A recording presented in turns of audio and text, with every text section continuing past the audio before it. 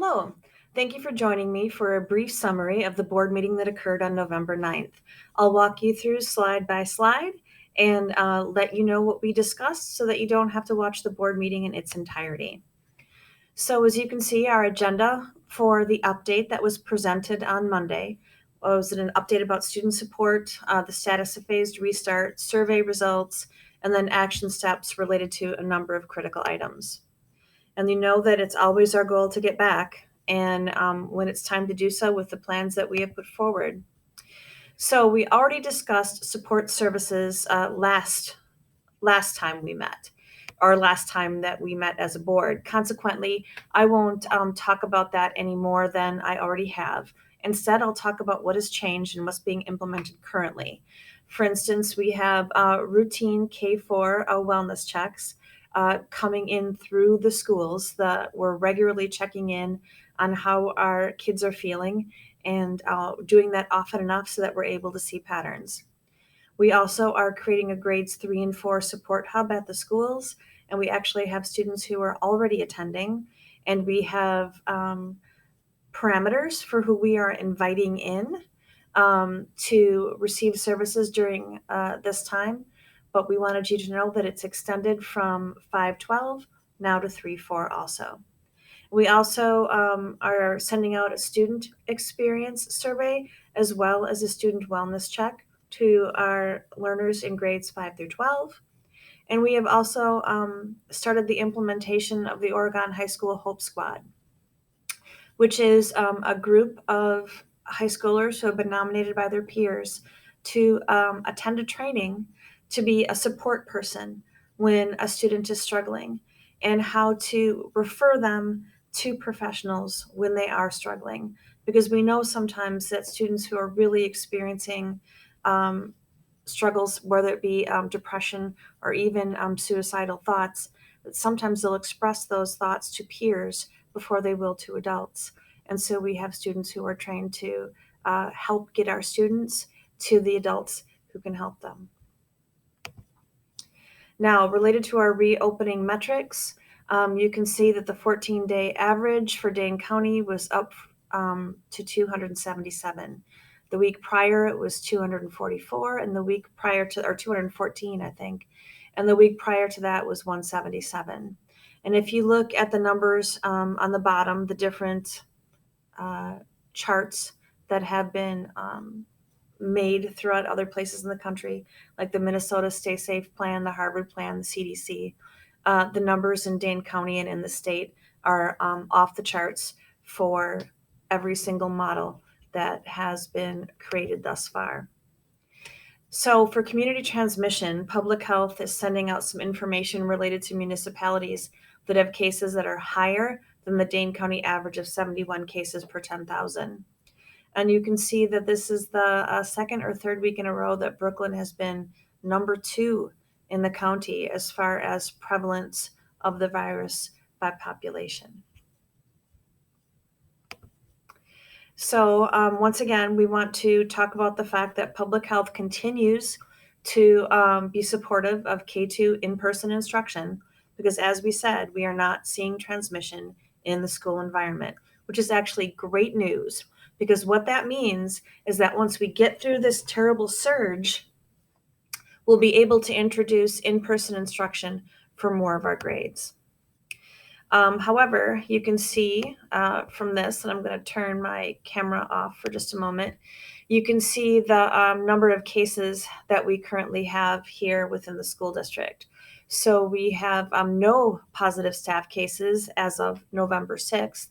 We had 8 students, we had a number of staff and students in quarantine, and we had students whose classrooms had to close due to COVID cases and close contacts. So for reopening status, you can see where we are right now. We are in the little arrow that says grades 5 to 12 support hubs by invitation. Our next step is grades 3 through 5 in person for half days.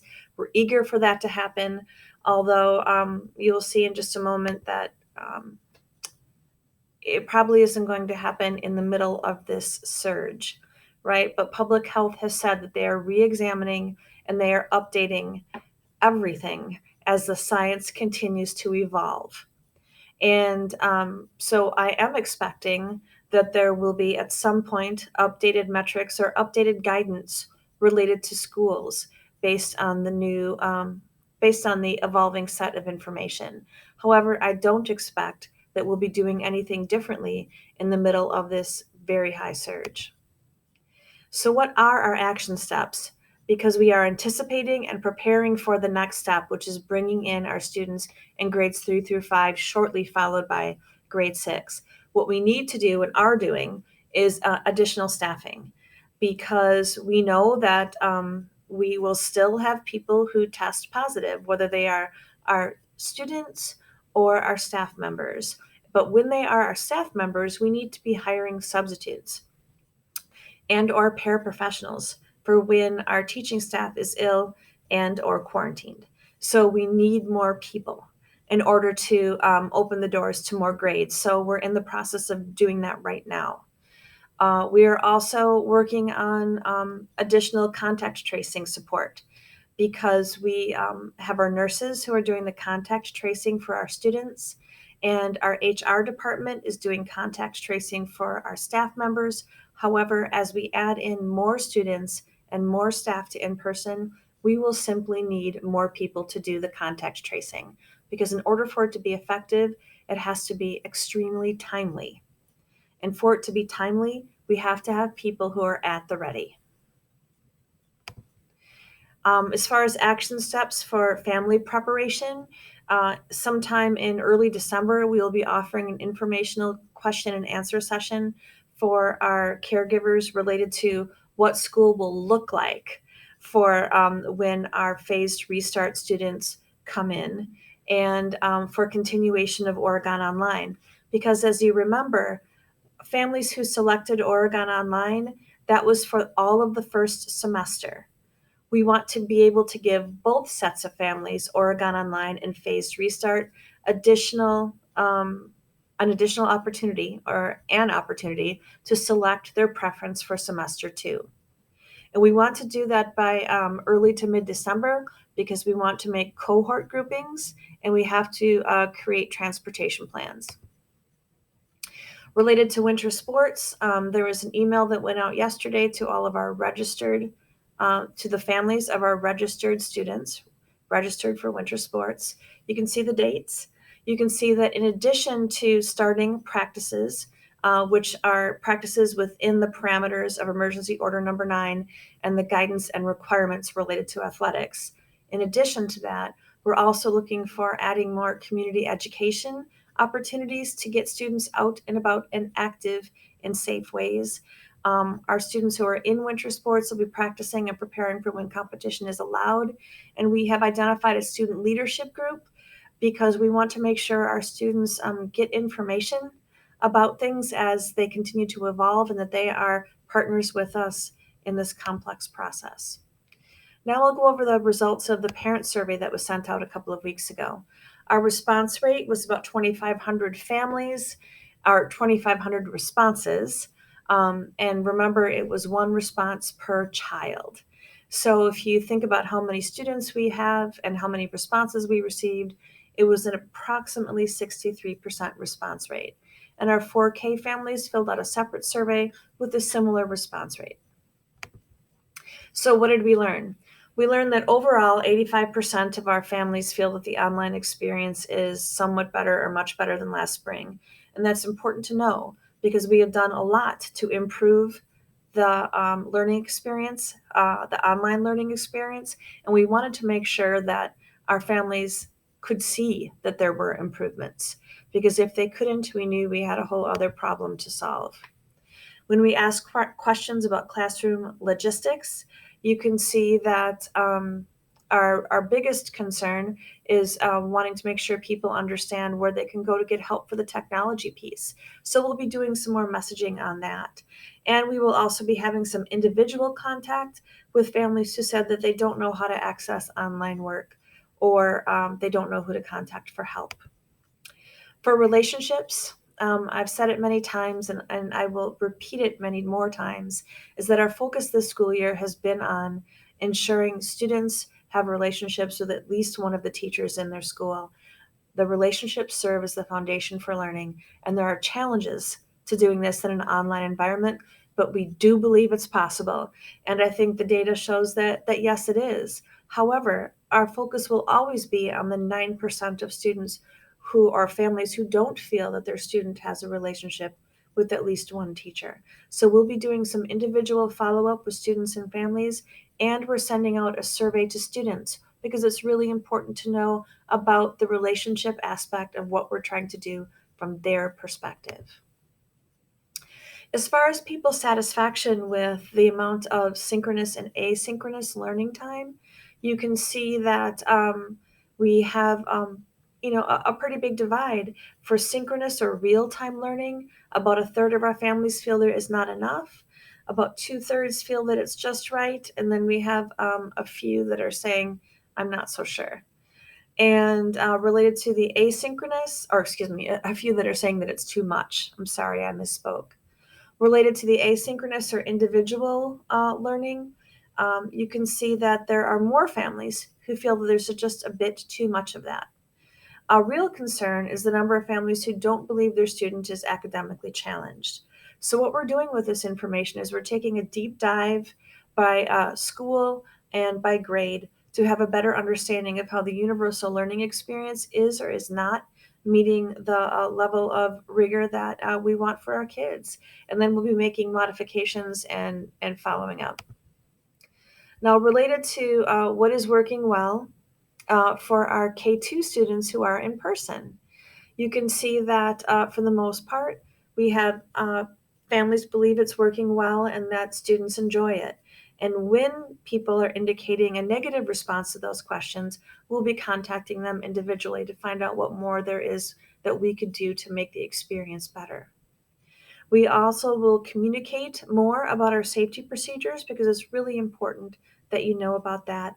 And we're continually reviewing our mask break protocol. As you can see, we're a little bit split as a community on that. Now, as far as what's working well, according to the open-ended responses in our survey, teachers came in as number one. Our families are really appreciating all that's happening for our students, and we're very appreciative of the fact that the community notices the hard work of our extraordinary teachers. Real-time interaction is also very important to people, as our shift to more consistent platforms. Families are also noticing that there is a benefit to the flexibility and, in some cases, to the independence that is being developed. And finally, clear schedules and expectations. Now, when we asked people how we could improve, it was almost a mirror image of what is doing and what is going well. Because while there are a lot of supports for students, our families responded that they need more. They need more social emotional supports. They need more check-ins, more office hours, and really a lot more peer interaction. That is really important to our families, as well as some logistical and organizational problems that are still really vexing people, and we want to make sure we're doing a better job to address those issues. As far as open-ended themes, well, there were a lot of thank yous, and there were a lot of calls for in-person options for students, as well as appreciations for following public health. A general feeling of improvement from spring, and also really the idea that just too much is expected of parents, which we all know and understand. We're trying very hard to create learning opportunities for students or learning experiences for students that they can do independently, but we know how trying this has been for parents. Those of you who are need to leave to go to work, and those of you who are trying to work at home while all of this is happening, it's extraordinarily challenging, and we're doing everything we can to make sure that the work is independent at the student's independent level. A lot of concerns about student mental health. That's a shared concern. And so we are continuing to increase the level of supports related to mental health. And we hope we learn more from the survey that we're sending out to students over the course of the next week. And also there was the theme of some people just didn't like the survey. And they expressed that, and it's important that they expressed it because we're reading every single comment and we are taking into advisement everything that people say to us.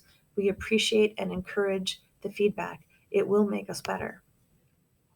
So our next steps, as I mentioned before, we'll have a survey going out for grades 5 through 12 over the course of the next week. We're preparing for student feedback groups, as we know that sometimes that's a really helpful way to understand things from the student experience, and we are able to then layer it on the information from the survey, and a staff survey is going out this week. Now for an update on the medical working group.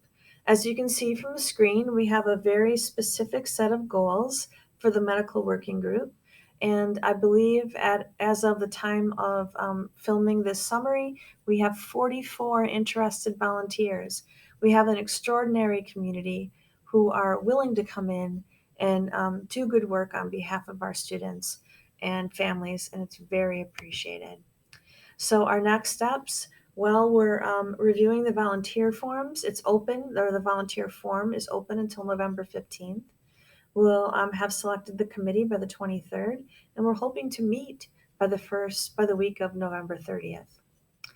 And then I had a quick equity update. I'm going to go back to that. A quick equity update for the board. I spoke about our staff professional development with Nehemiah on October 29th. The fact that Nehemiah is sponsoring with us a community forum on December 1st. Please look for information coming up about that.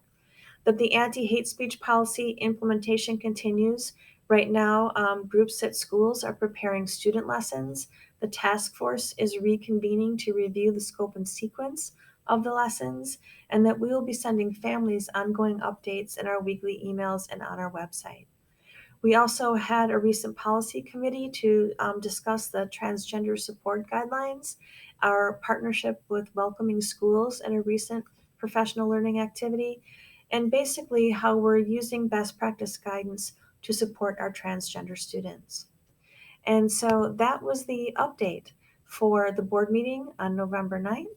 And thank you for taking the time to watch.